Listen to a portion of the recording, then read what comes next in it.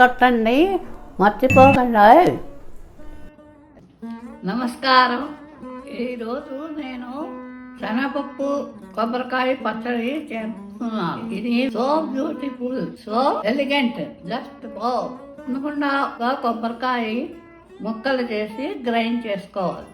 ఇప్పుడు మూకుడు కాలేసి 2 చెంచాలు నూనె వేసి శనగపప్పు 1 కప్పు వేసి ఇందులో 5 వెల్లుల్లి రెమ్మలు, 3 చెంచాలు జీలకర్ర, 4 ఎండుమిరపకాయలు వేసి ఎర్రగా అయ్యేదాకా వేసుకోవాలి. ఇప్పుడు ఒక ప్లేట్లోకి తీసి చల్లారి పెట్టుకోవాలి. ఇప్పుడు చాలిన శనగపప్పు గ్రైండర్లో వేసి చింతపండు వేసి గ్రైండ్ చేసుకోవాలి. అప్పుడు గ్రైండ్ చేసిన కొబ్బరికూర వేసి తగినంత ఉప్పు, నీరు వేసి గ్రైండ్ చేసుకోవాలి.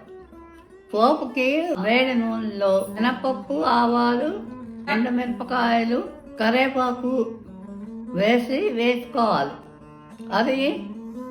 అది పచ్చడిలో వేయాలి. అంతే. ఇది వేడి వేడి ఇడ్లీలో వేసుకొని తింటే చాలా బాగుంటుంది.